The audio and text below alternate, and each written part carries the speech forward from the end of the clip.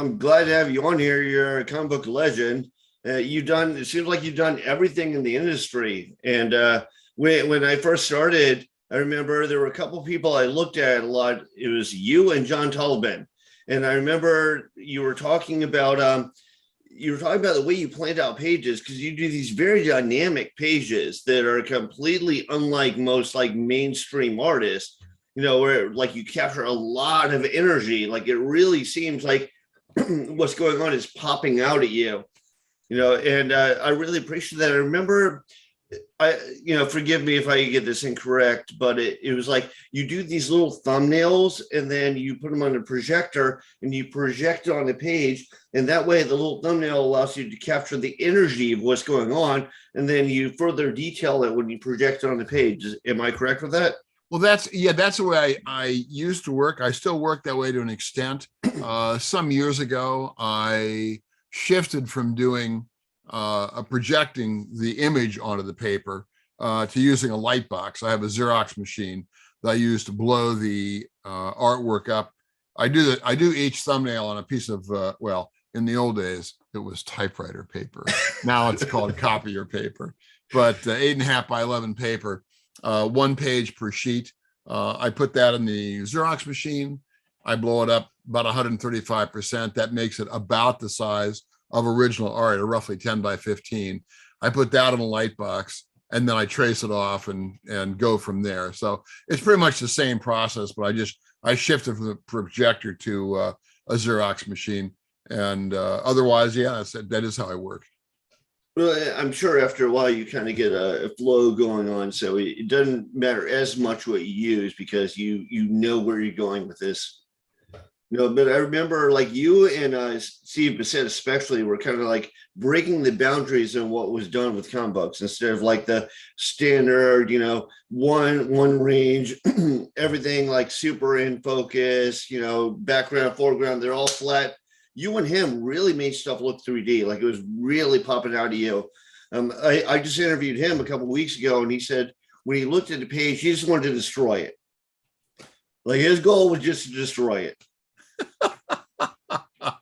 I don't think that was my goal, but I do feel I've known 3 people that I seem to have the ability to have the image in their head, and then they project it out of their eyes on the paper and they just trace it off.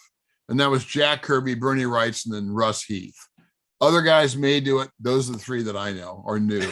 And that's so far from how I work. I can't even imagine how that's done.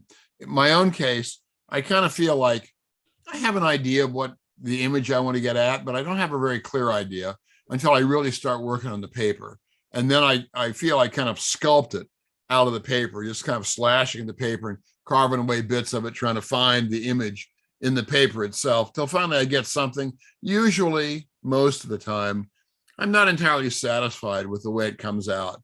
I'll look at it and go, not that I had such a clear image of how brilliant it was going to be, but I just think, darn, didn't quite make it. But I will say often then, after 6 months to a year and a half, I may go back, I may happen to look at the page again and go, oh, this is better than I remember. So over the years, I've come to the conclusion that it may be the difference between seeing kind of what I thought in my mind, whatever that might have been, and what's really on the paper. And it takes me a while to forget what was in my mind and just look at the drawing as a drawing freshly.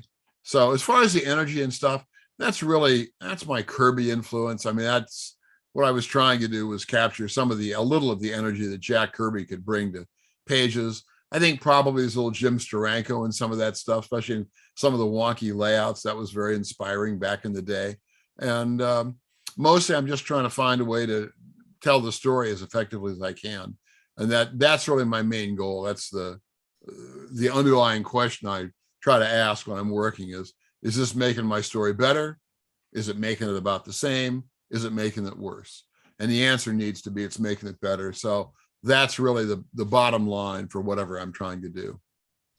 When did you start to develop more of your like your signature style? Like it seems like your very early stuff, it was good, but it seemed a little bit more straightforward comic books, and then you started to break into like the Walter Simonson vision of comic books. It's just practice. It wasn't exactly a deliberate thing. I taught for a number of years at the School of Visual Arts, and also I used to review portfolios at conventions. I see a few still, but not very many. But I did see some in the old days. I would review them, and often you would be asked the question, "How can I have a style?" You have a style. Kirby has a style. All these guys, Jim Lee, more recent guys, all have styles. How can I get a style? And I would get that in class. I was teaching anywhere from, I don't know, 8 to 20 students, depending on the year I was teaching. And the thing about that, the answer to that question is you already have a style. Over the course of a semester, in some years, 2 semesters, I would, of course, learn all the students' names. I'm sorry, I've forgotten most of them now. It was a long time ago. But I would look at their work and I would tell them. And a lot of them, it was very beginner work. There were a few brilliant guys. John Paul Leon was one of my students. And John Paul was just brilliant from the beginning. But a lot of them had a lot of work to do. At the same time, by the end of the semester, I could identify any page I'd be shown as that's Bill's page, that's Jen's page, that's whoever's page. So there was already a style of some kind. And in the individual work, they were already beginning to become individual artists. I mean, you saw a lot of the same problems in the work. I mean, a lot of them wouldn't have solutions for everything. And a lot of the solutions were kind of the same. And so I tried to teach the idea that you would see stuff and then you would take that vision and it kind of goes through your eyes into your head. It kind of gets wound around. It comes out in your hands. Everybody's eyes, brain, and hands are different. And so if you really look to see what you're trying to draw, the object you're trying to draw, whatever it is, it's going to come out in your own way, in your own fashion. And that was true of my students, as young as they were. And I taught mostly juniors and seniors, so 20, 21 years old. Their work was already, even work that wasn't professional, was already taking on aspects that made it clear that it was Lewis's work when I took a look at it, or John Paul's, or whoever it was. So I kind of feel my own case. I developed just over time. If you go back and look, one of the first strips I read was called Manhunter, and it came out in 73, 74. I began doing it when I was 6 months into the business. I finished it up about a year later. The late Archie Goodwin wrote it. I drew it, penciled and inked it, and colored a couple of them as well. And we had a great time. It was an adventure strip.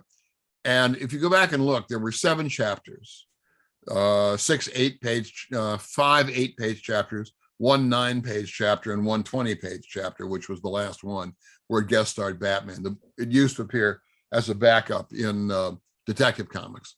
And in that strip, one of the things I like about it, there were 8-page stories. Took about 2 months to do one. We were always running late, but I got faster later. Never fast enough to beat my deadlines, but fast enough to stay alive in comics. I don't think anyone meets their deadlines. What's that? I don't think anyone meets their deadlines. Deadlines always creep up on you. Yeah. So I ended up, if you look at the artwork, by around chapter 4, I'll have to go back and look now, but chapter 3 or 4, somewhere in there, the work materially improves. It's not bad in the beginning at all, but there are aspects of the drawing and the finish and the use of line that has become more confident. I mean, with practice, more assured. And it really, from the beginning to the end of that strip, you can really see my development from a young artist who wasn't bad to an artist who was a little more refined and really had a better idea of what he was doing on a page. Now, my work doesn't look a lot like Manhunter anymore. I mean, I've learned over the years. I've done other stuff. One thing I did, for example, in the beginning, I don't do it now, but by the time I was doing Thor for Marvel, I had adjusted to the fact that comics are being printed on crappy paper with crappy printing. So a lot of my early work, I would have had a lot of fine line work in. I eventually gave that up because most of it wouldn't print.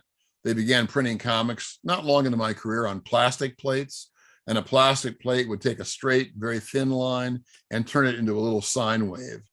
And if you go back and look at old comics from like 74, 75, 76, if you look very carefully at the fine lines, a lot of them are just little squiggles. And they're not drawn that way by the artist. They're straight lines originally.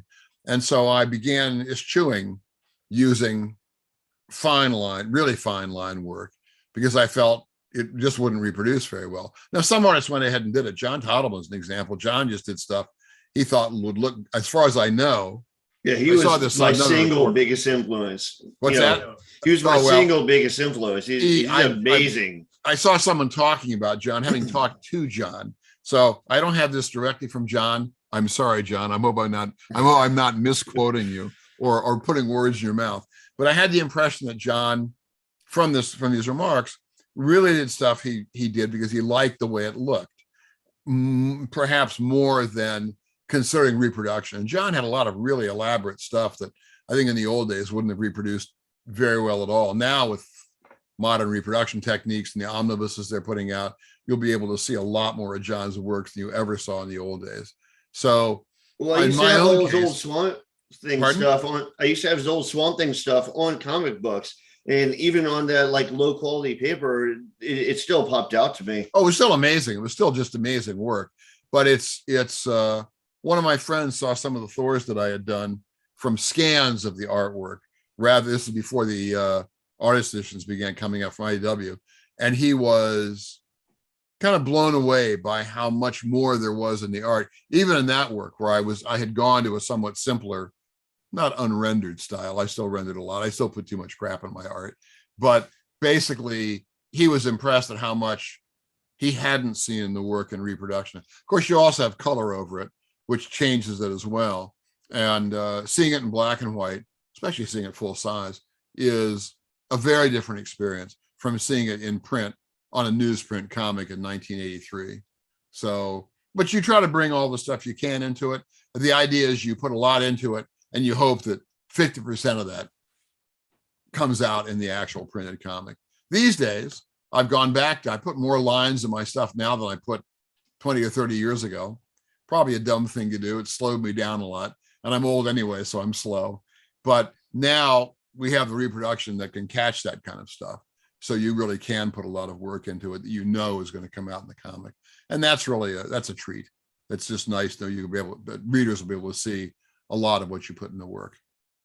What about a lot of those older illustrators like Wally Wood, now Williamson, and Frank Frazetta and stuff? That they seem to be putting like a lot of shading, a lot of like fine line work into that, and it seemed to come up. Like I don't remember picking up those comics and it looked blurry. No, well, it's not so much it's blurry, although sometimes I had Star Wars job. I had a Star Wars job. One of the two worst printings in the comics I ever got, where they really over inked the plates and all the work came out thick, all the lines smudged, up. They just, in some cases, almost like a D would almost close up, or an R at the top of the R would close up. Well, I mean, Woody and Frank and Al, I never met Frank Frazetta, so I talk like I know him. Never met him. I did meet his wife once. Woody I knew, and Al I knew. And they put, I mean, in those days, you go back and look at it, Jack Davis.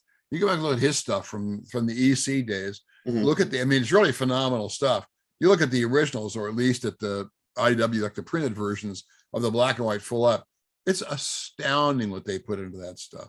It's way more detailed in the original than it is. Oh, unbelievable! I mean, it's still great. It looks really good even in the old comics. Of course, they were metal plates back then. They shifted to plastic plates in the early part of my career, which were this, and then they shifted to a different kind of printing altogether, which really sucked. It makes me wonder how good that Al Williamson stuff really was. Oh yeah, well he was. I mean, they did have a little better printing back then, a little better paper, although it was still not great. But yeah, I mean the stuff those guys were doing, and especially I don't know what their page rates were back then. They weren't much. It was comic books, and they were getting very low page rates, and the amount of work they're putting in was really just astounding. Yeah, and that stuff's just amazing to look at. I love it. were you getting a little bit more money like when you started out? Were you because I know a lot of artists, they just love comic books so much they're basically starving, but they were still doing it anyways. And I interviewed with DC Comics, and it was like they pay you almost nothing. Well, I wasn't starving. I was living check to check in the early days.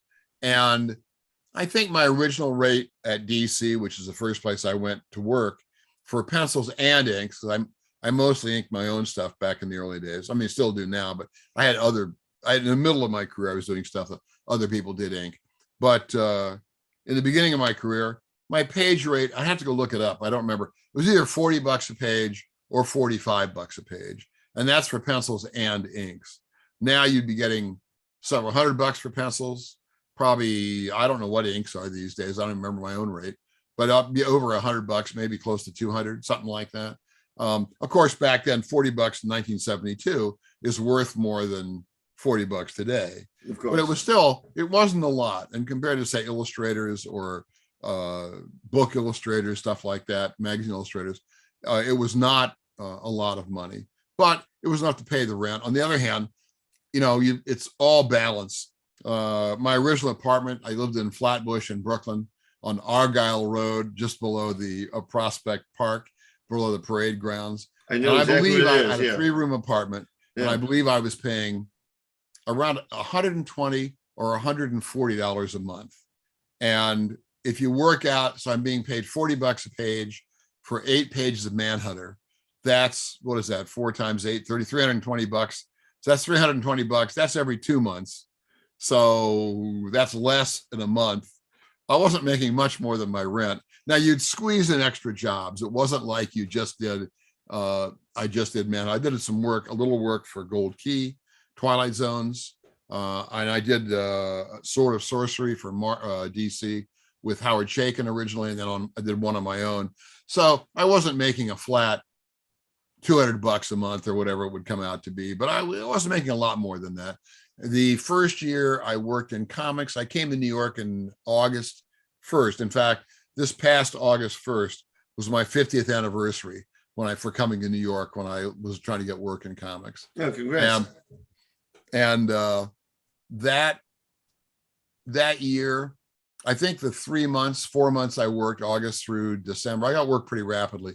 For those months, I made around $3,000.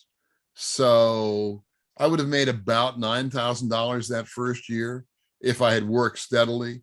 I think the next year, I'm not sure I made $9,000 the next year. I think I made less than that the next year. So I must have slacked off some. But, that's when I was, figure you're making less than 10 grand a year and living in New York City. Well, things were cheaper back then, especially in the outer boroughs. But like I said, I wasn't saving any money and I was living check to check. Over time, that situation remedied itself. I did get a raise to $45 a page within a few months of my being in New York. And then the real big help for that was in 70. When did Seaboard and Atlas begin? Was that 76 or so? 75. Sure. I'll say 75. I'll guess 75. And when they got into business, that was Martin Goodman trying to get back at Marvel to a certain extent, so the story goes. But they started up a bunch of comics. Only lasted about a year, but they set a bunch of comics. They were having trouble getting, especially the older pros, weren't going over to work for Atlas. I think they had gigs at Marvel, they had gigs at DC, and I think my impression is didn't want to rock the boat. Right. So Atlas, or Seaboard was the overall company name, began offering a good bit more money than regular page rate. So at the time Atlas began, 75, I was making about $55 a page. They offered me 110 to come work for them. Well, that was quite a raise. So I was over, I did a couple of jobs for Atlas. I didn't do regular work. I did a black and white samurai story that Archie Goodwin wrote. One of my best stories in the early part of my career, really nice story. Kind of based on some of the stories of Lafcadio Hearn, who went over to Japan, lived there, and wrote stories about Japanese legends and myths and stuff like that. And I came across some of those. My dad brought some back from Japan when he was over there after the war, after World War II. And I really loved them. So we did a story kind of pastiching of Lafcadio Hearn stuff. That was a lot of fun and one of my best jobs. I did another story that was kind of a rip-off monster job they were doing. They decided it was too expensive to actually license Godzilla and Rodan. So they just stole them and gave them other names, basically. And I did one of those stories. There was a series of the chapters. And I did chapter 3 in what was an ongoing series. But I think mine was the last chapter. It was never published. So I did 2 jobs for them. I got good money for it, very good money for it. Carmine Infantino, who was the editor-in-chief or creative director, whatever he was at DC back then, really liked my work. He was the guy who was responsible for giving me my first job at DC. And he wanted me to come back and work at DC. And he thought he couldn't really match $110 a page for pencils and inks, which I understood. But he I'm surprised they let you do rate. both. Pardon? I'm surprised to let you do both. When I interviewed with Andrew Helfer, he said, no, you can't make your own stuff. That was never a problem for I didn't work much for Andy. Maybe that's why. But I didn't. I inked my own stuff in the very beginning, and I inked it for several years. Ultimately, I was offered a gig by Denny O'Neil to ink Wallace Wood's, or rather, I'm sorry, to do layouts for Wallace Wood for Hercules Unbound. Jose Luis Garcia Lopez had been doing it. He got off after a year, bi-monthly, 6 issues. And Denny asked if I would want to do it. And of course, all of us young guys knew who Wally Wood was. We were big Woody fans. So that was like a bucket list offer before we had the phrase bucket list. So I went ahead and jumped right into it. And Woody only lasted 2 more issues on that book, which was too bad. But I got to be inked by Wallace Wood. Doesn't get any better than that. That's so awesome, that was really cool. And the Yeah, last he's thing very about the page rates I was mentioning, Carmine offered me $75 a page, up from 55. And that was a good raise from 55. I said, all right, I'll come back and do it. So I went back to DC and did more work for them. Oh, yeah, awesome. Yeah, no, Wally Wood definitely was a talent. I think a lot of those EC guys were like kind of they're talents that people don't recognize today. But what really grabbed me about your stuff is when you did Thor, like you did your famous run on Thor. And I'm Norwegian, so I've read all the myths. So that was the first time that I read it. I was like, this guy read the myths. This guy, like, he's basing off of real stuff. It doesn't feel like, a guy running around in leotards, saving the world. It really seems like, he's delving into the mythology. I was. I mean, I came across the Norse myths as a child. My grandparents, my father's parents, are from Norway. They were immigrants to America. They were young. They weren't together. They were children when they came over in the late 1800s. And met over here. They were part of the Scandinavian migration that went to Minnesota and ultimately North Dakota. So there, you go in the old graveyards, North Dakota, it's all Andersons and Simonsons, and it's all these Norwegian, Scandinavian names. So in my case, the name was anglicized when I guess my grandfather came in, his family came in, because I gather, I don't know much about this stuff and the actual country stuff, but I gather in Norway, if your name is Simonson, or I think maybe it's Simonsen in Norwegian, but I don't know for sure. It's spelled Simonsen. And in Sweden, it's SON. So once in a while, I will get asked if I have Swedish antecedents. And mostly I have Norwegian antecedents. It turns out we do have some Swedish antecedents back a few generations ago. I had an uncle who had a bunch of genealogy over there. I keep hoping for some Danish antecedents so I can cover Denmark and Sweden and Norway. But as far as I know, no Danish. So, but the name it was anglicized when they came here. So when I was a kid, my parents had a book, an adult book, a grown-up book on the Norse myths that I came across. My dad had a small, but very nice little library. And so I began reading that stuff. I was fascinated by it. Of course, I came across other myths as well. And the idea that here were gods who were eventually going to die was just really, when you're young and death's a long way off, you think, well, that's really cool. And now I'm pretty old. Now I'm going, maybe not as cool as I thought I was. But it was really neat. And the stories were great. I really enjoyed them. I read a lot of myths. It wasn't just Norwegian myths or Scandinavian myths, but I did really enjoy them. And one of the things about the Scandinavian myths that was very useful for writing fiction, whether it's comics or other stuff, is that they're very incomplete. We don't have a lot of firsthand source material on the Norse myths. There's the Elder Edda, there's the Younger Edda, there's some other things, there's some sagas, and there's not much else. And there are a number of myths that are clearly being referred to in some story, but we don't have any, they don't have that full story of whatever that reference is. So as a writer, it gives you a lot of elbow room. And so and also when I did Thor for Marvel, my own feeling was that the myths are what set Thor apart from other superheroes. I mean, he really was a superhero. In the very beginning, it was clearly meant to be kind of Marvel's answer to Superman. Right. He had a kind of a lame ass secret identity, ordinary mortal identity, but he had a super powered guy. Well, and I felt like you really took it to like another dimension, because before it was just a clone of like another superhero with a certain set of powers, but you actually like built a whole backstory behind it. I wasn't the only. Roy did a bunch of stuff with the Wagnerian myths right around stories, I should say, right around issues 290, 291, 92, up in the 290s somewhere. So some guys had picked up, and they used some of it somewhere, but I think I probably put more of it in there than my predecessors. And that was because I felt that that's what gave the book its identity.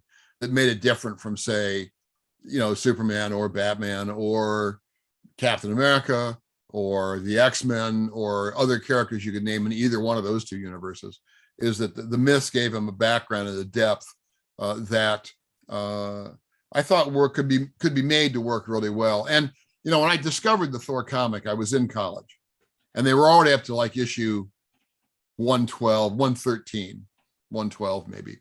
I read that issue. I didn't see any for a few more months. Then I began reading it regularly. And in that work, Stan and Jack, they did the Tales of Asgard, and they did bring in some of the mythology, but then they also jumped off and told their own stories with that Norse background. And they also put in, as the book went along, a bunch of science fiction stuff where Thor would go out and fight the colonizers of Rigel, or he would meet Ego, the living planet, stuff like that, or the High Evolutionary. And so when I did the book, I tried to do both more mythological stuff, but I also loved the idea of the mythology coming up against science fiction, pulp science fiction, but science fiction nevertheless. And so I tried to work some of that in. I mean, that's why Beta Ray Bill was my first. I was going to ask you about that. So he was the first guy I did. So in that case, I was trying to do both the science fiction end of things from the old Thors, the Lee Kirby Thors, and some of the mythology when they go and have to fight in Skartheim or whatever the hell the name of the flaming country was that they fought in. And it was a way of giving the book kind of a larger dimension. I will say one of the inspirations for that may have been, never thought about this before, but it may have been when I did Manhunter with Archie. Archie had the idea of the character. DC wanted to maintain the trademark on that name. Didn't have any Manhunters they were printing at the time. You got to print stuff once in a while to keep current, see if your trademark current. So he came up with the idea of the character. He always liked characters who were not overly superpowered. He liked them kind of low level, like the Green Llama from the old days. He liked low level guys. So he gave Manhunter a healing factor. And that was really about it. He was also, he's a martial artist, but he wasn't super strong. He was just really good. And so we got started. And in the very beginning, he got a hold of me to see if I wanted to draw it. I was totally up for it. We'd become friends by then, 6 months into the business. And I'd done some work for him before. So we talked about it, and he had made a whole list of names that the character could be called. His human names, his ordinary names. And it turned out that there had already been, some Manhunters at DC, including the original, I think it was probably a Simon Kirby Manhunter. That was Paul Kirk, was the guy, he hunted the world's most dangerous game. In that case, it was criminals. And so he hunted criminals. He was a superhero in the 40s. And Paul Kirk was one of the names that was, available. And there were a lot of other names on the list. And finally, we thought, well, why not call him Paul Kirk? It's the name of this previous Manhunter. What the heck? So we used Paul Kirk. And then about an issue or two in our story, and we began talking about the idea of linking our character back to these old stories. We did not start out with the idea we're going to take the Simon Kirby Manhunter. I hope I have that right. Oh, well, if I have it wrong, I'll do this. Simon Kirby, and you can have the editor put some other words in there and make it correct. But we did not start out with the idea that the Simon Kirby Manhunter was going to be this new guy, that he was going to be in some sort of stasis and then back in the modern world, well, the modern world then in 73. But by the third issue, we thought we would do that. And one of the reasons Archie wanted to do it, I thought this was great, is that by fusing this character's new guy with the old character, it gave him a whole background that we would have to build in otherwise, or refer to, or invent, or do something with. And in 8-page stories, that's very little space to do that. So by making it the Paul Kirk of the 40s, we suddenly had all the stuff he'd done back in the 40s. We could put him in stasis, which we did. We could bring him back in 73, and he would have this whole backstory, which we then did in the third chapter, where we made him a big game hunter, a guy who fought after he'd fought in the war. He didn't have PTSD the way you might have now, but he was kind of done killing things. And ultimately it caused him to be badly injured when a rogue elephant ran him down, basically. And the council picked him up, put him in cold sleep, and kept him until they thought they could use him. So, and got him better. So in Thor, in somewhat the same way, using the myths, although I love the myths and I knew them before I did the character. Whoop, there's my phone. Yep, Wheezy grabbed it, so we're good. Awesome. Anyway, what I was saying was that, so in Manhunter, giving him this deep background by linking him to the old character worked out really well. And in Thor, in a sense, I mean, there were already 20 years worth of Thor stories by the time I took over the book. So I had a lot of background. I used some of that occasionally, but I did do more of a deep dive into the myths where I felt I could do a bunch. Oh, you know what I was going to say earlier? I was going to say that when I discovered Thor in the Thor comics 112, comic fandom was not what it has become. And so I became a fan of Marvel Comics, but not really a comic fan in the modern sense. There weren't conventions, all that stuff. But when I found Thor, I was not unhappy that Thor didn't have red hair. I was not unhappy he didn't have a beard. I wasn't sad he wasn't wearing iron gloves to catch the hammer. He didn't have a goat chariot. I just thought, damn, it's Thor. Yeah. I just thought that was great. So I was all in from the beginning of that comic. Eventually, I was reading, within 5 or 6 months, I was reading all the Marvel comics, of which, back then there were like 11 in a month. So it was not a backbreaking task to buy them all. They were 20 cents each or whatever they were. And so I could afford them when I was in college. But I read them all. Thor remains my favorite back then. Thor, FF, Spidey, and Iron Man were my 4 favorite characters from the days of yore, the mid-60s.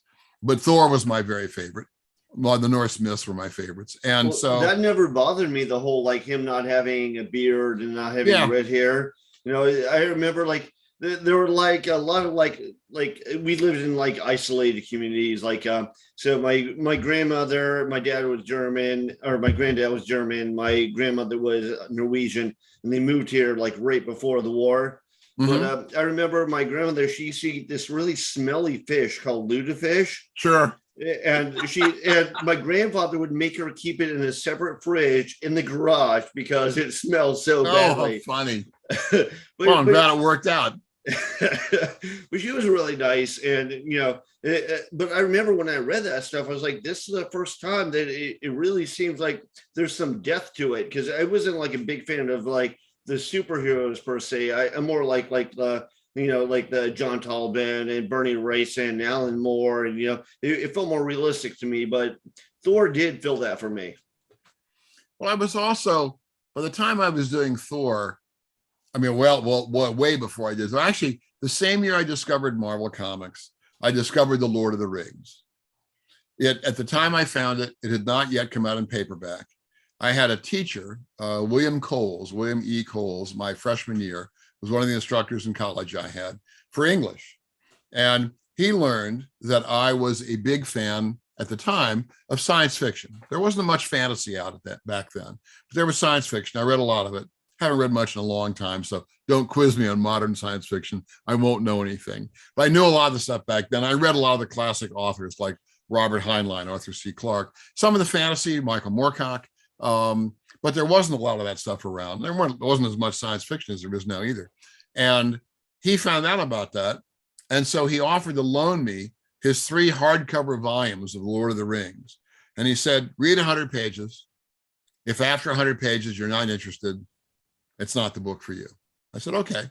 So by the time I was 100 pages in, there was no way I was not going to finish this book. So some of the ideas. That makes a lot of sense. That makes a lot of sense that it influenced you for Thor. Now that I think about it. It did. And I mean, one of the things I took from it, and I try to put this in my work in general, thanks really to Tolkien, is that Tolkien worked out, I don't know how to describe this. It sort of felt like a tapestry with interwoven threads. And in the middle of the book, when you're in the book, you're in the center of the tapestry and you have answers to lots of stuff. But as you get a little further, you know, and he wrote this a very elaborate world. And as you get further out from the center, the threads begin to come apart somewhat. You don't have as many answers, but you have a lot of story and some questions. And the further out they get, the farther away the skeins get from each other, until finally, you know, for example, that there were 5 Astari, there were 5 wizards, Saruman the White, Gandalf the Gray, Radagast the Brown, and there are 2 blue wizards, of whom that's about all that he says about them. They went off, I think they went off into the east and were never heard from again. And Lord of the Rings, the what do they call that? The not the mythos, but I'll call it, there's some other word for it, I think, for that kind of stuff, world building like that. There's a ton of stuff out around the edges of his work that we don't have answers to. Closer you get, the more answers you get.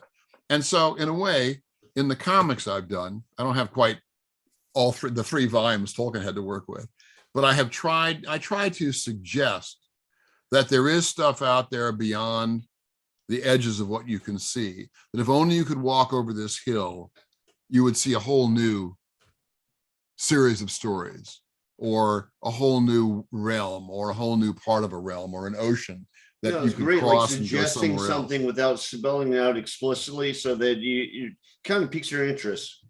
So that's kind of, it's how I've tried to do world building in the comics that I do. Some comics are more amenable to that than others, but that's kind of that's true in Thor. It's true in the Star Slammers.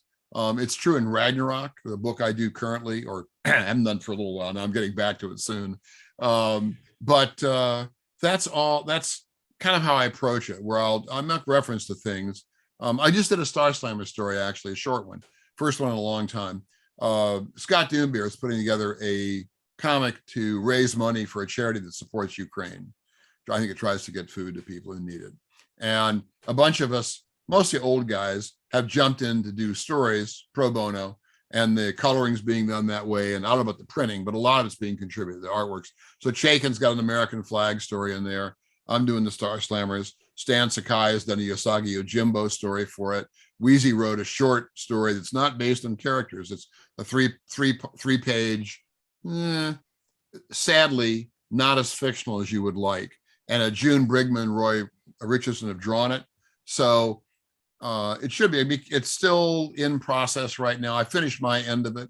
Do you know what that's going to be called and where people I think it's called Sunflower Seeds, because there's a story from Ukraine about sunflower seeds and soldiers and civilians. If you look it up on the web, put Ukraine comic, type in my name or a Stan Sakai's, and I'm sure it was done originally, I think, as under Zoop, which is a crowdfunding, fairly recent crowdfunding website these days.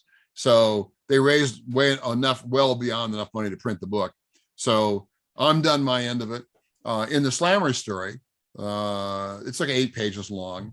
And I start off, I kind of stole some Michael Moorcock here, and I hope Mike isn't going to be pissed at me for doing it. But I have a little village, and it's sitting on a sort of the edge. You don't really see the edge, but you see all this kind of wobbly stuff behind it. And the idea is that there was a major war, and this all gets covered in about 2 captions. There was a major war, and at some point, the one side launched a bunch of what I call clusterfucks, just giant missiles or whatever the hell they are. I didn't really say what they were, but they destroyed this entire sector of space. So a whole sector of space is completely gone. Whatever this stuff is behind them is all that's left. And they built their village with its back to this area, so it'd be easier to defend the front and the sides, and no one could get at them from the back. In the end, it turns out that strategy, while it works for a time, does not work. So one is how hard. I'll try and give you shorter answers. How hard was it for you to start writing? Because I really appreciate your writing.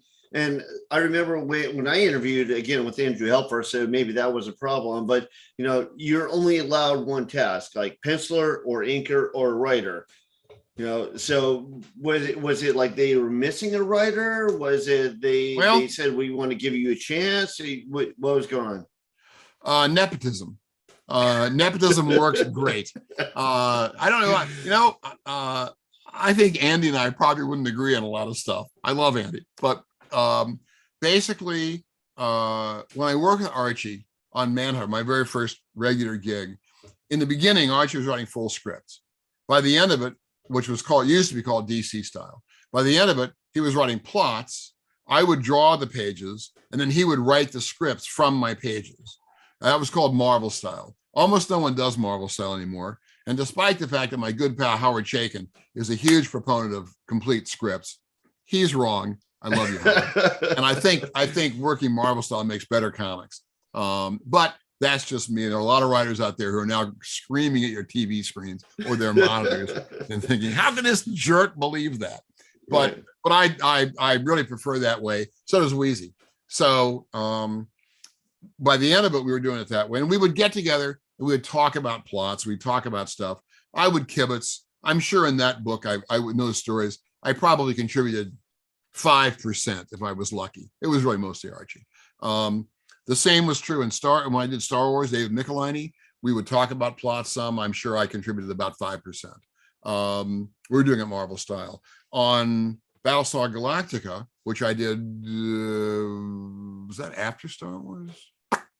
No, it was probably before Star Wars. Yeah, it's hard to remember how this all stuff all fits together now. Roger McKenzie was the writer. I probably contributed a little bit more. We would talk about plots, and I probably contributed a bit more to that. So I had some practice working on plotting, not so much on the actual scripting. And what happened was when I was on Battlestar Galactica, the book wasn't selling very well. And toward the end, also it outlasted the TV show already. The TV show ran for a year and was gone. And by the time when the comic ran about 22 issues, 23 issues, maybe something like that. I think it already brought back Galactica 80, kind of a sequel, a bad sequel that they did for. Yeah, I didn't like it. I like the remake, like the new one that came out, but I didn't like the middle one. So, so what happened was the comic was still going, and it had. We weren't doing the stories from the TV show. I think the license probably wouldn't permit that. The license also, Marvel did not have likeness rights. So I will confess, I do the likenesses anyway. But I'm not a real likeness guy, like a guy like John Bogdanov or the late Mort Drucker, phenomenal likeness guys. I'm not. So we didn't catch much flack about that in the comic. Once I inked one issue, Klaus Janson inked all the rest that I did. And once I inked an issue, we got complaints from the Glenn Larson's company that Apollo looked too much like himself. And that was just Richard Hatch. And they were grousing about that. And my wife was the editor on the book at that time. And so she was editor. So she went back and forth with the Larson folks. And ultimately, we realized they didn't mean Apollo. They meant Adama. They meant the Lorne Green character. So even the Glenn Larson people couldn't keep their characters straight. So how much attention were they paying? So we just kind of said, all right, yeah, we'll change that character. And then we didn't do anything and we just left it alone. They never came back and yelled at us, so it was fine. But Roger got off the book in issue 16, the one that I inked. He left the book. And because also with the license, as far as I know, the first 5 Galactica comics were taken from the first 2 TV movies. So, Ari, I noticed that you've done a lot. You've like a lot of licensed properties as well as like Marvel, like iconic Marvel and DC characters. Do you want to talk about that stuff and what you prefer doing, like what was more in your wheelhouse? I've been lucky. The only thing I could say, I mean, I've just had a lot of different choices and I've had a lot of different experiences doing comics, which I've really enjoyed. It probably comes out of I've told this story elsewhere, but not often. I went to the Rhode Island School of Design in Providence, Rhode Island. Rhode Island, RISD, it's called for short. RISD sits on College Hill, right next to Brown University, which is a major university. Well, RISD is a major art school. And one day when I was a student there in 69 to 72. I graduated in 72 there. And I saw, I had an ad, a flyer somewhere. I don't remember how I saw it. This is way before the web. But I saw that Carmine Infantino was going to come and talk at Brown, give a talk at Brown. At the time, Carmine, this would have been about 1970 or thereabouts. Maybe I could probably go back and date it better, but something like that. And he was coming to talk, and I had begun to become interested in comics. I don't know if I'd thought of it as a possible profession yet, but I was drawing some stuff just on my own at the time. And I eventually had a comic as a degree project when I was at RISD. So I went to see the talk. I don't remember much about the talk itself. It was interesting. I enjoyed hearing Carmine talk, but it was a Q&A after it was over. During the Q&A, I got to ask a question. DC had a book, I think it was Weird Western at the time. I hope I'm correct. Kurt Busiek will see this and correct me if I'm wrong, or Mark Wade will correct me if I'm wrong. But Weird Western, they had a character named El Diablo that ran for some issues, not for long, but some issues. And it was kind of a Zorro-like guy. It was Southern California during the time of the Spanish. He had a mask. He rode a flat brimmed hat, rode a black horse, and fought crime or whatever he did back then. It was a little different from Zorro. He wasn't quite a Robin Hood guy. And when he was in his off hours, he was a guy who'd been struck by lightning who was sitting catatonic in a chair. And then when things happened and he needed help, he'd kind of wake up and go off and do stuff and then go back. Something like that. Been a long time. And it began, I don't know who the original artist was on it. Might have been DeZuniga, one of the guys that was doing stuff out of the Philippines. But they had about 3 chapters, maybe 4, that Gray Morrow drew. I liked Gray's stuff. I don't know that Gray was the best guy for superheroes, but it was beautiful, romantic drawing. And this strip, with this kind of Southern California romance, this atmosphere of Southern California and the old days and haciendas and stuff like that in a very romantic way, I thought he was the perfect artist for the strip. I thought, wow, this is great. I loved it. And then I buy an issue, and it's Alfredo Alcala. Now, Alfredo was a wonderful artist, but at least on that work, I felt that it totally lacked the romance that Gray had brought to it. I was very disappointed. And I got to work with Alfredo later, and he did a great job. But I just thought Gray was such a beautiful artist for this. The work was so beautiful. So I asked Carmine if Gray, this is right after this had happened, so I thought I could go date it. And I asked him if Gray was coming back or why Gray wasn't doing it anymore. And Carmine's answer was a revelation to me. And what he said was that he, or they, I don't remember how he put it, but it was DC, and he was in charge of DC, had felt that Gray's work wasn't as well suited to this kind of story as it was to science fiction. Now, I know Gray did a lot of science fiction work, a lot of spot illustrations in science fiction mags, a lot of painted covers. He must have covered 50, colored or painted 50 or 100 Perrodan covers, and they were putting those books out for pulp science fiction back in the day. Did a lot of it. But I was really taken aback. What I felt like doing was saying, are you out of your mind? But I didn't do that. I thought, well, not my place. But I was struck by the idea that as an artist, Gray, who I thought was quite good, had been typed into this science fiction realm, which was going to keep him from doing what I regarded as some of his nicest work in comics. And I thought, boy, that's just not good. So when I got into comics, my portfolio was all pulp science fiction, the Star Slammers. So obviously the very first job I got wasn't science fiction, but after that, they were science fiction. And I thought about that. And I thought, boy, the last thing I want to do is get typed as a science fiction artist. Because at the time, this is 5 years before Star Wars, science fiction was a kind of a small little ghetto over here in the corner of comic books, like Space Caddy, or there were 3 adventurers, a woman and 2 guys, I've forgotten what that was called, that would go out and have adventures. And they were, in the very typical DC, very old fashioned science fiction stuff. And I don't know whether Star Trek didn't even do that well, like when it first came What's that? out. Like Star Trek, when it first came out, didn't do that well. Like later on, it became like a kind of like cult classic. Oh, that's right. Well, even the Star Wars comic, when it first came, it came out before the movie, and the first couple of issues didn't sell that well. And once the movie came out, they couldn't reprint that book fast enough to get it out there.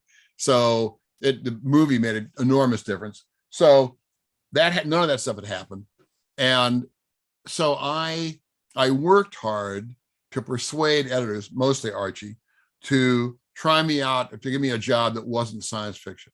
So I did a couple of non-science fiction jobs. One of them, of all things, was a 3-page story. A friend of mine, Don Krar, who was an actor writing comics to stay alive for a while, I suppose, or however that works when you're an actor in New York.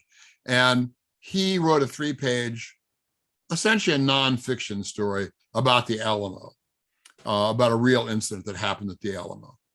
And I drew it. It was 3 pages long. I looked at a lot of Victor De La Fuente, who did some Western comics back in the day. Probably a lot of Mobius, his Blueberry, Jean Giraud, the Blueberry stuff, whatever. I didn't have a lot of reference at the time. This was pretty early on, just a few months after I was in comics. So I found whatever I could. And it's not great. It's not terrible. It's not great. But I read an entire paperback about the Alamo, so I could kind of get some stuff right about it. I drew an oblique down shot of the entire Alamo mission and the walls, and had little dots for where everybody, the Mexicans were attacking and the Texicans were defending, stuff like that. And if only you had Google. Oh, geez. So thank goodness it was all really small. So what happened, I didn't find this out till years later, but I did that for Archie, for one of the war books, Star Spangled War, GI Combat. They're mostly, what I was doing back then, mostly backup stories. That's where there were a lot of backup stories in those days, and horror, the horror magazines DC put out, the House of Mystery and that kind of stuff, or they were in the back of the war comics. And a lot of young guys like me, I think Howard was the same way, did some backup stories, because there you could get paid, you could learn your craft, and you would get to meet people. So I did that stuff, did that short story. And then somewhere after that, Archie offered me Manhunter, which was science fiction to some extent, but also adventure, much more an adventure strip. And he told me years later, I didn't know this at the time, that the Alamo job is what persuaded him that I could draw stuff besides science fiction. So it turned out that getting the Alamo job, or trying to get that and trying to do stuff outside science fiction, really did prevent me from being typed as a science fiction artist. And since then, I've done science fiction. I did the adaptation of the Alien movie that Archie wrote that. I drew it. I've done Star Wars. I've done other things. I did Terminator. Star Slammers, my own stuff. But I've also done a lot of other stuff, superheroes and other things as well. Wrote Raiders of the Lost Ark. I wrote that rather than drew it, but I wrote the original adaptation for Marvel. Awesome. For John Buscema, that makes things really easy. John Buscema's drawing your comic. It's really simple to write. So we did it Marvel style. Klaus Janson inked it. So I've had a chance to work in a lot of different genres over the years. And partly that's deliberate, and I did not want to end up being typed in one kind of a comic. Oh, this guy can only do superheroes. Superheroes are the bulk of the business, but now there's a lot more stuff. But, superheroes, you can do fantasy, you can do science fiction, I did one romance cover. I've never done a romance story, They don't have romance comics anymore, at least not the major companies. That'd be kind of fun to do. I would kind of like to do a romance story. I'm sure I'd do a terrible job at it, but it would still be fun to do. So I worked hard to be able to do a variety of different kinds of comics. And what that really means is I worked hard to try to just learn to draw. I tried to learn to draw pretty much anything, because you just never know what you're going to be asked to draw. How successful I've been, I'm not the best judge of, but I have been able to get work and keep working for a long time, and I'm grateful for that. What like big name properties other than Thor did you do? And did you prefer that, or did you prefer like the more like movie adaptations, or kind of like kind of obscure stuff? I like everything, sadly. I mean, I worked on Thor. I worked on the Rampaging Hulk. That was my first regular Marvel gig. I worked on the Hyborian Age, which is all Robert E. Howard and Roy Thomas, on a fake history of the early world, which was great. I got to do X Factor, Louisi, where I got to the original X-Men and did that for a couple of years. I did Orion, which is based on Kirby's New Gods. So New Gods is some of my favorite Kirby work. So I had a lot of fun working there. And so I've worked on a lot of stuff. I've written a couple of Spider-Man. I've drawn Spider-Man once or twice as a character in something, but never on a regular book. I don't know if I could really write Spider-Man. I wrote the Avengers briefly, not my most successful endeavor, but I did enjoy it. I wrote Wonder Woman briefly for a 6-month stint. It was a limited stint between the time Phil Jimenez was getting off the book and the time that Greg Rucka was going to begin to write it. They had a 6-month gap there where Phil couldn't go any further and Greg couldn't go back any. So Ivan Cohen, the editor, said, would you like to write 6 issues of Wonder Woman? I said, sure. If I had more time, I might have tried to draw it, but Jerry Ordway and Craig Russell drew it. That was a gas. So, it's been a lot of fun. I've just been able to do lots of stuff. I don't know that in some ways at this point, I probably prefer doing my own work, say on Ragnarok, just because it's a little more invested with me. But I haven't, when I did Thor for Marvel or X Factor, any of that stuff, I just did it because it was fun. I really loved doing it. Pretty much all of us who got into comics in the early 70s. You could ask Howard about this. We all thought comics was dying. Comics sales were dropping off. The direct market hadn't formed yet, hadn't begun. And we thought we're going to get into comics right now. I just enjoyed I did RoboCop versus the Terminator with Frank Miller. Frank is an old pal. We shared studio space for a while. He wrote it. I drew it. That was a really good story. I thought it came out really well. So I've enjoyed doing the license stuff. The thing about the license work is that it was probably better to work on in the old days. Nowadays, there are a lot more restrictions on it. That began really with Star Wars. When I was doing Star Wars with David McFarlane, it was right after the second film, and we did not have a lot of restrictions we had to watch out for. There were some. We could not have Darth Vader meet Luke Skywalker. They could not get together physically. We could not use Han Solo because he was still stuck in the carbonite. We could not have any kind of romance between Luke and Leia. They wouldn't tell us why not. They just said, can't do that. So we had a comic where your main hero and your main villain couldn't meet. Your main girl and your main hero couldn't get together. Your other main hero wasn't around. So it was kind of an odd time in the Star Wars history. At the same time, David wrote some brilliant stories, and we had a lot of fun doing it. He figured out ways around all that stuff, and it worked out really well. So they're probably like a little bit less concerned about how directly you portray their character, as long as it was a good story. Well, that and Tom Palmer, the late Tom Palmer, who just passed, was doing my finishes over it, and so he was doing pretty well with. He could do and that book we did have likeness rights. On Galactica we did not have, but the deals vary as the movie companies, as the publishing company. So on Alien there were likeness rights. Galactica there were not. Star Wars there were. Star Trek, I don't know. I just did a couple of covers. I did do likenesses. Nobody squawked. So they probably had likeness rights on Star Trek.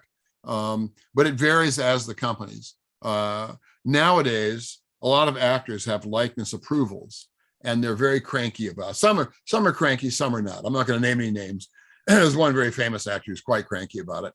And and the trouble with that for me is that means, as a creator, I'm putting a lot of my time into trying to get an approval from somebody on some small drawing or maybe a bigger drawing. But it's on a drawing. Much of my effort is going to be spent not doing the best story I can do, but futzing around on stuff over here that's not really related to the story. Now, I don't want to draw a guy that's so far out. Somebody will look at that and go, is that Captain so-and-so? Right. And that's not to be taken as a hint at all. I'll just say Captain Kirk. But I've never worked for William Shatner. Never worked with him. Don't have any idea what he's like in real life as far as that goes. But it's, nobody, that's the kind of stuff you might run into. And so I don't want to spend a lot of my creative energy trying to get that stuff right. I want to be, when I did Alien, I tried to draw the characters in my own style. I did use likenesses. They're not photographic likenesses, but they fit the kind of work I was doing. Often what will happen, I still remember a Gil Kane drawing of Hulk Hogan that was in an ad that used to be in comics. And Hulk had a Hulk Hogan body, but a Gil Kane muscular body. And then this super rendered head had all these lines trying to make it look like Hulk Hogan. And it looks so different from the rest of the drawing, which is just what I do not want to have happen in the comic book that I'm doing. So I would be far less inclined to draw a licensed comic now than I would have been 30 years ago. I've done it a long time now. So, it was useful. Actually, I was going to say in RoboCop Terminator, we did not have likeness rights in that. So we weren't supposed to draw Peter Weller.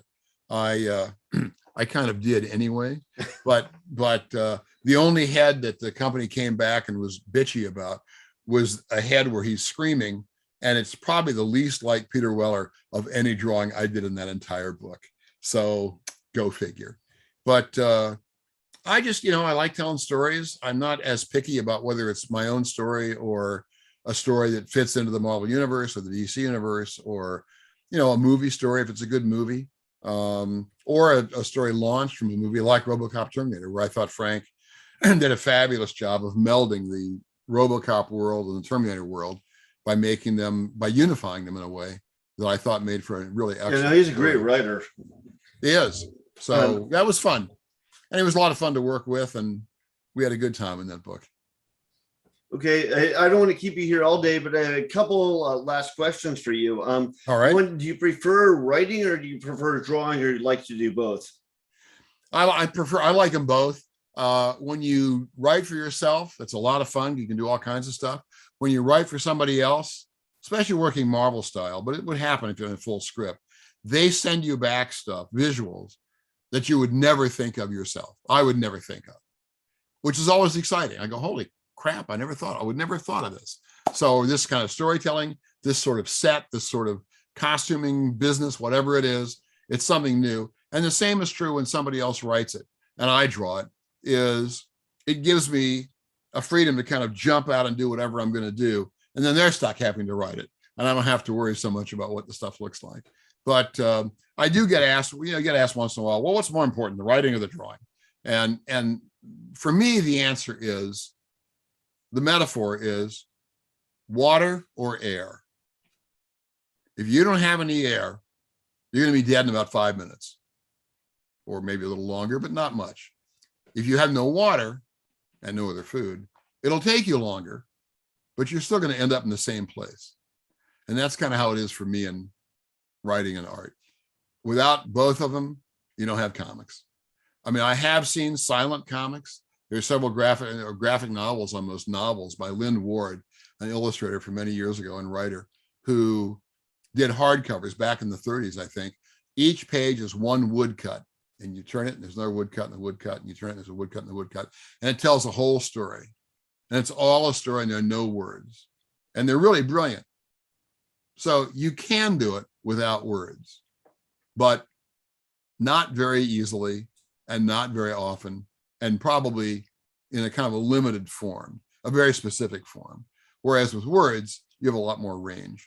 So it was still written. It was like a written tale. It just didn't have dialogue. Well, I did a Manhunter story with no words. Archie and I were asked by DC to do one more Manhunter story many years later. They wanted to reprint the original run with a new story. And it took us a long time to think of it. Archie eventually thought of a story. And I went in and we talked for a couple of hours about what the story was going to be. It was going to be an 8-page story like the old chapters. And Archie had been ill with, I think, lymphoma for many years. And he died before I got the art done.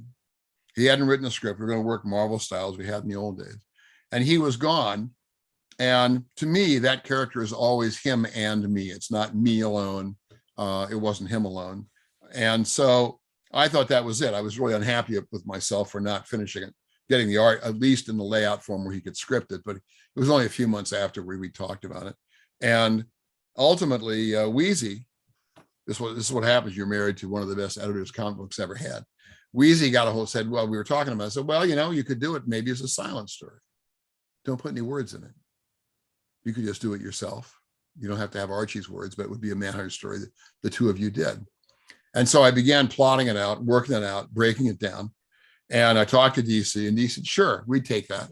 Be happy to do it. And I said, well, it's going to be longer than 8 pages because I can't do a silent story and do all this stuff, explain it all in just 8 pages. I said, fine, take whatever you need, do whatever you have to. I gave it to Denny O'Neill to edit. Denny just let me do what I was going to do. So I had 4 or 5 false starts where I'd lay out 4 or 5 pages, and then I could see that the pacing wasn't working out, and I'd have to go back, I'd throw them out, and I'd start over again. And about the 5th time I began doing that, it began to flow, and I began to feel like, oh yeah, this is kind of working out. And then I went through it. In the end, I think it was 23 pages. And I saw one guy on the web who was crabby about it because the early work, the earlier jobs, are like anywhere from 10 to 15 panels on a page. Occasionally less, but not. There are a lot of panels. We were cramming 20-page stories into 8 pages of comics. He did not like that the long story at the end had 3 or 4 or 5 panels on a page and was spread out. And the answer really was no words.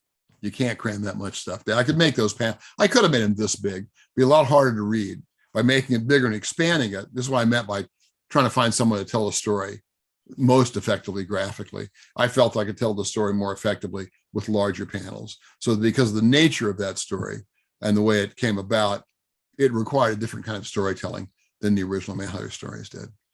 So now I've lost. Always run into Karens. Like there are always people that complain about everything. Well, yes, that's true. But well, if you don't like that, don't look at the web. That's true. So did you have a problem? Like I always thought, that it would be a nightmare if you had like a really poorly written story and a bad writer, but you had do all these amazing illustrations for his bad story or her bad story. Was that something that came up for you at all? No, I've worked with a lot of good writers. I've been very fortunate. I've also kind of sought good writers out. There are still good writers out there I've not worked with. I've only done a kind of an odd limited bit with Neil Gaiman. I haven't done anything with Alan Moore. I love Alan's work, but I've seen his scripts. I'm never doing an Alan Moore story. Yeah, I know he's very, very tight. He definitely does not do he's that. He's highly detailed. Stuff. I get it, but yeah. It's not where I'm coming from for stories. Right. So, hey, Alan, if you see this, haven't seen you in many years. Hope you're doing well, but we're not working together. All right. But I love his stuff. I think it's brilliant. But yeah, it's like the personalities have to mesh and so on. But all right, like I said, I don't want to keep you here all day. What are you working on now, and how can people see your work? I just finished, as I said, I just finished the short Star Slammer story. It's going to be in Sunflower Seeds, probably a few months down the road. I did do a Beta Ray Bill story for Marvel. They did an issue of Thor 24, which was whole number 700 or something like that, in which they had a lot of different guys doing stories, mostly related, I think, to the death of Odin. But in my case, they said, yeah, do what you want. So I thought about it. I came up with a sort of a broader origin, a little more detailed origin for Beta Ray Bill. It's 8 pages long. That came out a few months ago. So it'd be out there where you could find it right now. At the moment, I'm doing a commission I have to do. I took a bunch of commissions on back when the pandemic hit. I finished them all, but I have one left to do. It is 3.5 feet high by about 5 feet wide, or some biggest drawing I've ever done. I've done since I was in college. It's huge. And I'm just getting started right now. It'll probably take me a month to do, or maybe 6 weeks. I'm getting to work on that now. And once that's done, I'll go back and do Ragnarok again. I've got a 4th story arc I want to do where Thor goes to Jotunheim and meets the Frost Giants and deals with them. So that's going to be 6 issues. That's going to take me a year to do. So probably there's a few oddball covers I've done. I did a cover for, I think it's Ms. Marvel and Venom that came. I don't know if it's actually out yet or not. The image is out on the web, so it's not too far from coming out. Maybe it came out. I can't even remember if I've gotten comps on it or not. I did that. I've done a couple of oddball covers. I get asked to do covers once in a while, and sometimes it's fun. I just did a cover. I'm not going to say anything about it. I don't know what's out there. It was for Dan Panosian. Dan's a really phenomenal young artist, and he asked me if I do a variant cover for, I guess, the first issue, what I take to be a limited series. Not sure about that, so I can't say much about it. But that was a lot of fun. Got that done. And I haven't taken any more work on lately because I've got to finish this giant drawing. It's been sitting around for more than a year and a half, and I've just got to get it finished. So I've got the layouts for it. If anybody out there's on my What's Facebook it a drawing page, of? it is a drawing of all the Asgardians of Marvel fighting Surtur in scale. Wow. Anyway, the drawing is Surtur is the commissionee. I'm not sure how that would work. He wanted the Surtur full size, and he wanted a large drawing, so we worked out a scale for it. I'm doing that. It's going to be a fight in Muspelheim, which is not in the myth, but that's okay. It's just comics. And Surtur is standing in a lake of fire. So he'll be mid-thigh up, which means I can make him even bigger than I would make him if I had to draw the entire figure in that space. So he'll be pretty large. I'm guessing the Asgardians right now are probably going to be about like so big. They'll be about the size I would draw somebody on a splash page. And there'll be some in the background, be a lot smaller. What I would like to do ideally, in fact, after we finish up here, I'll hop on Facebook. I will ask this question. Somebody out there must have the answer. I would like to draw at least a figure of every Asgardian that Jack Kirby ever drew. Now, any named character. I don't mean guards holding spears in the background, stuff like that. But there are I think there are probably some named characters I'm not aware of. And I'm too lazy to go back and go through all 100 issues that Jack drew or whatever it is. Probably not that many quite, maybe a lot of them. And but somebody out there may have a list. Some Jack Kirby fan may know all that stuff. So I'll hop on Facebook and ask the question. And there are guys like there's Magrat the Schemer and Crota the Duelist. No one's ever heard of. They showed up in a really early issue of Tales of Asgard.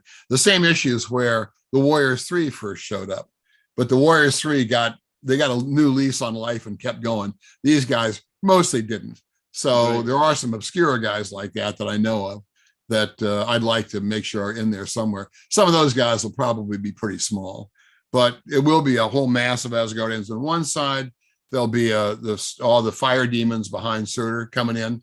I may put Fenris Wolf in there as well. I haven't decided yet. I've got him in the rough drawing, but I'll have to see about that in the finish. And then I've got a bunch of Valkyries, the Valkyrie, but then a bunch of other Valkyries, the named Valkyries from the myths coming in behind him. So it won't be on Vigrid, the battle plane, which is where Ragnarok occurs, but it's basically a big version of Ragnarok with Surtur and sounds pretty epic. I hope so. I hope I don't screw it up. I mean, I've never worked anywhere near that large before. So we'll see how it goes. I got to clear a little of my studio out probably tonight. And then I've got it set up. The board, the art paper's already set up. So, and I've got the rough drawings already, the layout's already done. So I'll be transferring the layout over from about, well, I can't show it on the screen, but let's say about this big to that big. And if I get the layout squared away, and the advantage of Surtur is, since Surtur's a demon, if I screw him up, who's going to know? If I don't get his anatomy right, who cares? He's a demon. So that should be okay. But it'll be challenging. It'll be black and white. So inking it will be challenging. And I may have to go out and get some new brushes that are much bigger than the brushes I have right now in order to do at least the Surtur figure. But, I'll cross all the bridges that come to them. I am on Facebook. I have my own private page, which is just me and people I actually know. I also have the official Walter Simonson page, which is, if you like it, you can see everything. It is more or less a mirror site of my private page. And there's also a fan group called the Walt Simonson Appreciation Society, which was started by a British fan of mine. And I participate there. So what I'm going to be doing with this big drawing, which I hope I don't regret, is I'm going to set up new galleries in each of the photos, and then put photographs of me and the drawing as it progresses. So I screw it up, you'll be able to watch. That's If awesome. it comes out okay, you'll be able to watch. You can that. see the process. Yeah. I remember back in art school, he made us do everything giant. I was like, this is so impractical. Why do you do this? But you know, I guess it is part of the learning process. But yeah, thank you very much for doing this interview. Ragnarok, it's like, do you have is it available on Amazon? Is there yeah, if there are, I've done 3 story arcs so far. There is also a Ragnarok page on Facebook, which just has a bunch of the rough drawings and a bunch of other stuff on it. I haven't updated it much lately because I wasn't working on Ragnarok. I'll be doing that again once this big drawing is finished. But there are 3 6-issue story arcs. They've all been reprinted as hardcovers. The first arc was also reprinted as a trade paperback, but the others have not been. And they may be a little hard to find. They came out a while back now. They have not stayed in print. And you'd have to go to used bookstores like bookfinders.com, somewhere like that, to see what you can find, or eBay.